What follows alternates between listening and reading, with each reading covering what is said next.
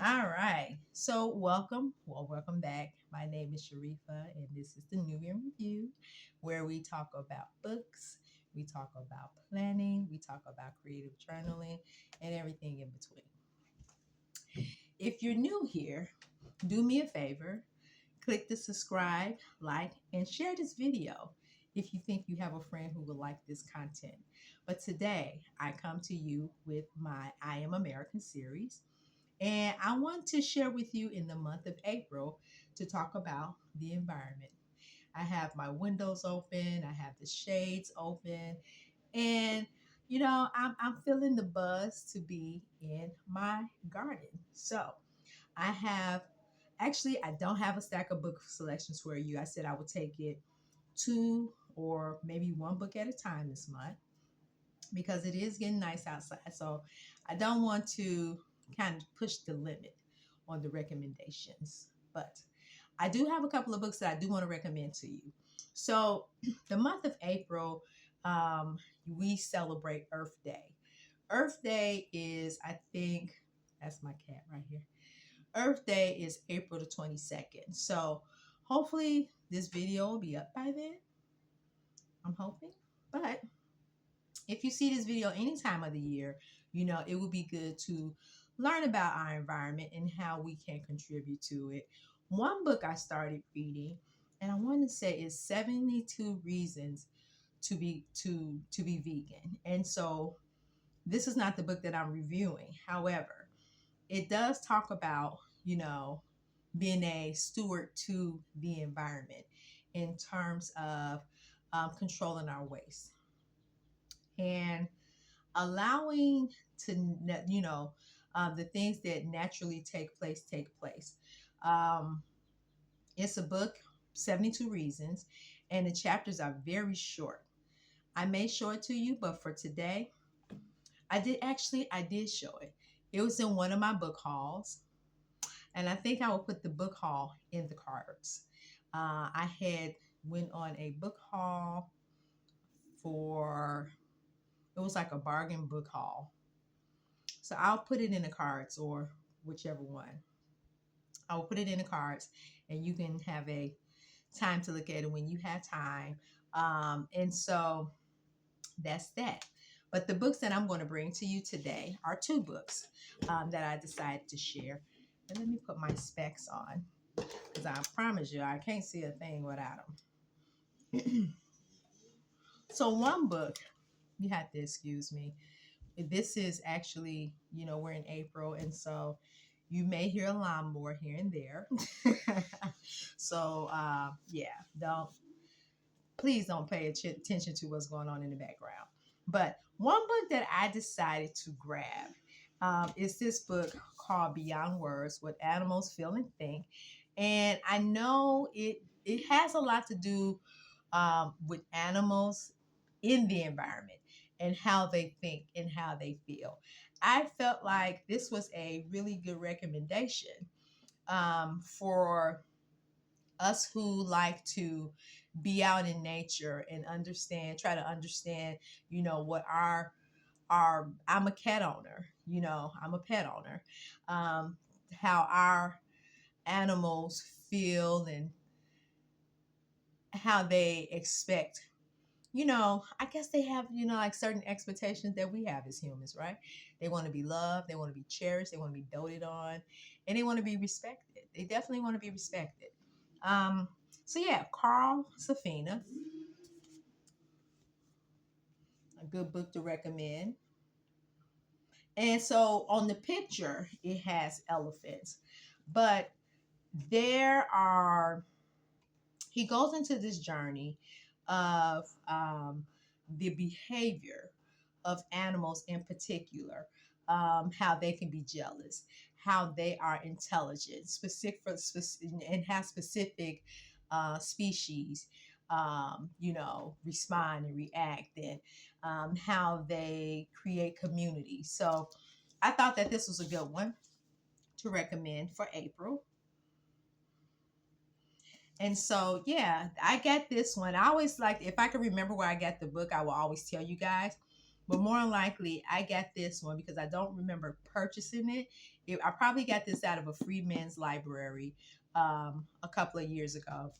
And so, yeah, I thought it was a good trade off. I was actually dropping off some children's books. And so, every now and then I like to swap. And so, yeah, I got this lovely gem. And I know that because I got a Game of Thrones book hardcover, which I could hardly ever find. So I remember that moment. The next book I have for you, actually, I have three books. So one is on animals, one is on the actual, two on the environment, but one is northern hemisphere and one is more of a southern hemisphere. This one is The Quiet World, Saving Alaska's Wilderness Kingdom, 1879 to 1960, Douglas Brinkley.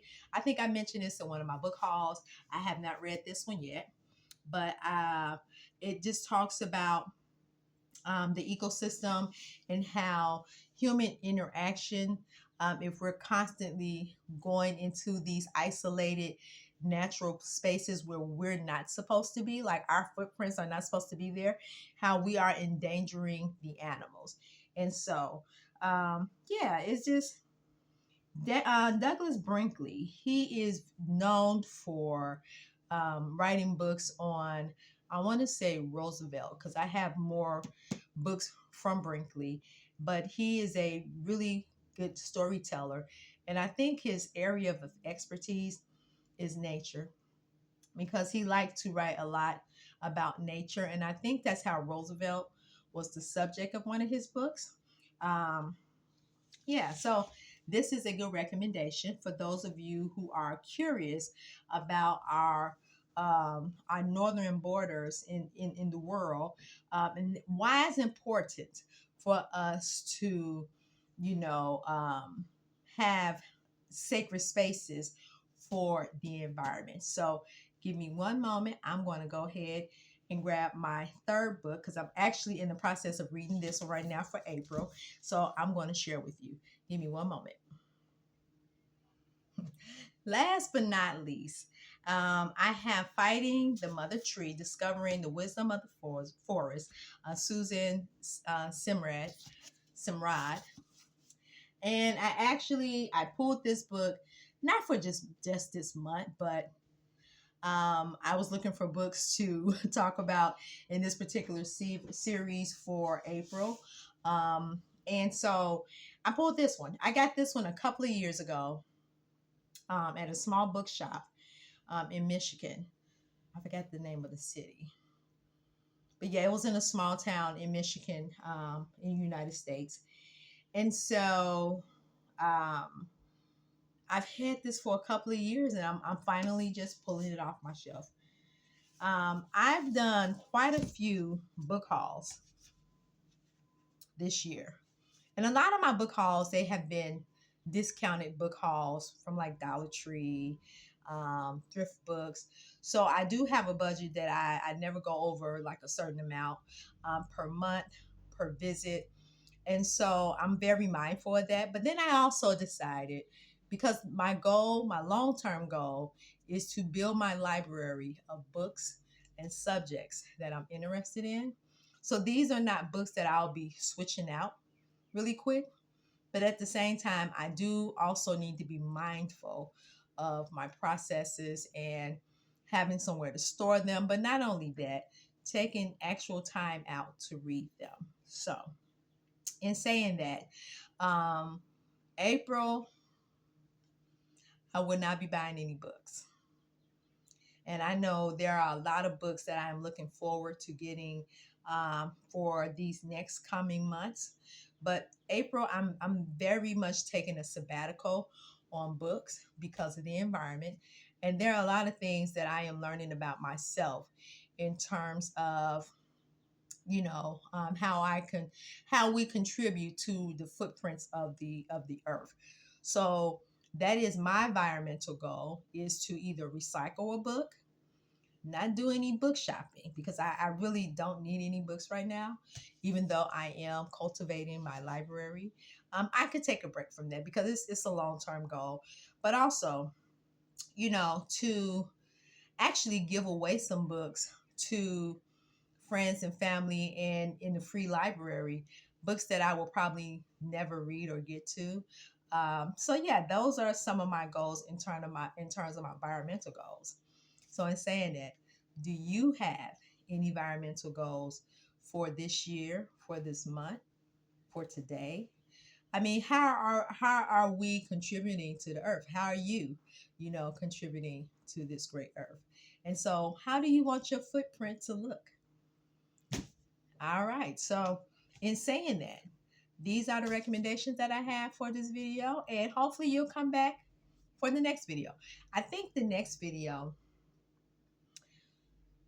I think what the one that I'm going to share with you guys.